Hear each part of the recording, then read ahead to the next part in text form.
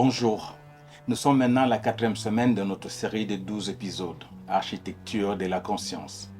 Nous quittons les bases, les fondements qui constituent notre premier pilier pour explorer et aborder notre deuxième pilier, les bugs et interférences durant les 4 prochaines semaines.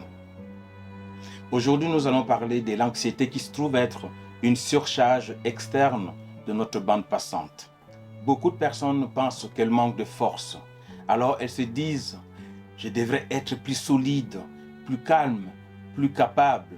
Mais parfois, ce que tu ressens n'est pas une faiblesse, c'est une surcharge. Trop de pensées, trop de scénarios, trop d'anticipation, trop de signaux simultanés.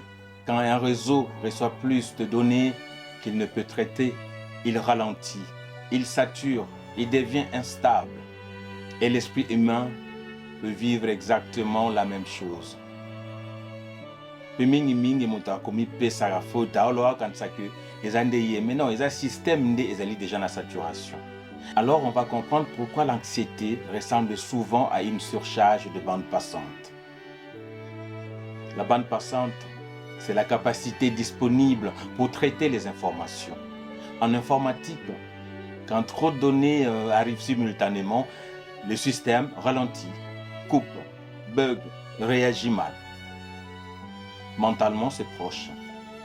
Je te l'avais dit que nous sommes un système. Si ton esprit traite en permanence le passé, le futur, les peurs, les comparaisons, les obligations, les notifications, les attentes des autres, qu'est-ce qu'il veut de moi, alors il reste moins d'espace pour le présent. La vie se passe au présent, dans la présence. Et sans espace intérieur, la tension commence à monter. L'anxiété ne commence pas toujours par un danger réel. Souvent, elle commence par une accumulation. Une pensée arrive et si ça se passe mal? Pour une autre, et si je n'y arrive pas? Pour une autre, et si les autres me jugent?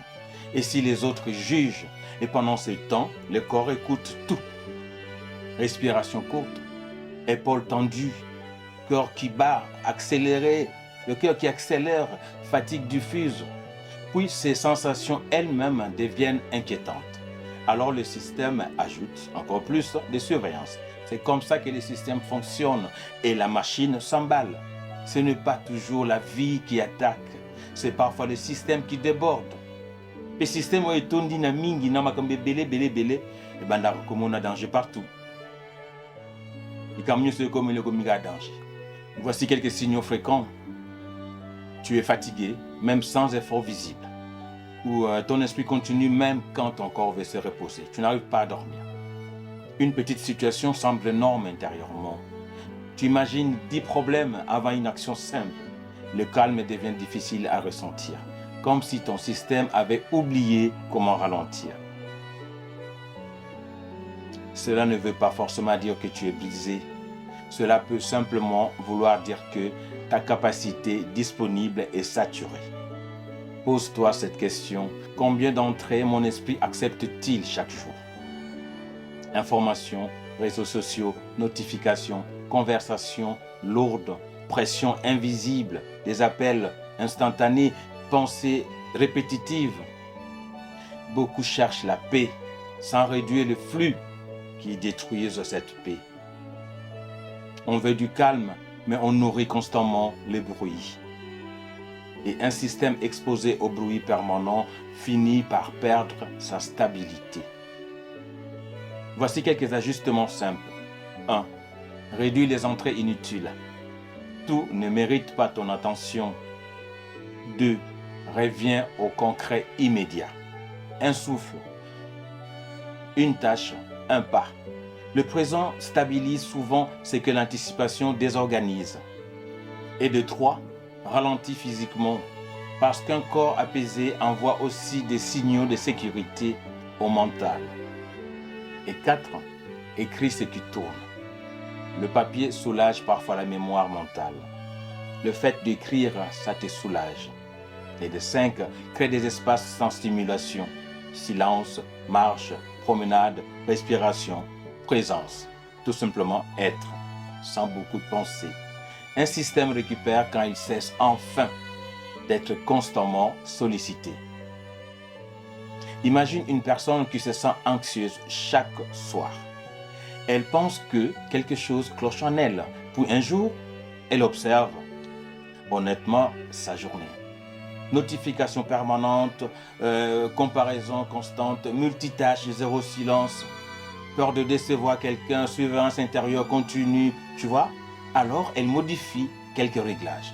1 heure sans écran, une marche quotidienne, une petite promenade, une seule priorité à la fois, des moments sans bruit. Et progressivement, quelque chose revient, le calme. Elle n'était pas brisée, elle était simplement saturée. L'anxiété n'est pas toujours un ennemi mystérieux, c'est parfois un signal. Trop circule en toi en même temps. Alors avant de te juger, regarde la charge. Avant de te forcer à faire quelque chose, crée de l'espace. Parce que là où l'espace revient, le calme peut revenir aussi. Pambate, esprit o ezangi espace, o ezangi, tu vois, et là au moins ezangi nakati, et comme à malembe, comme si aux en ta prison. Prison ezaga ande yo moko. Prison ezaga ande makelele o ezana kati na yo. Rendez-vous dans le prochain épisode. Nous allons comprendre ce qui crée des interférences dans ton système et pourquoi certaines influences te désalignent intérieurement. Comprends les systèmes, ajuste le code, transforme les résultats. Et enfin, tu vas bâtir ta conscience.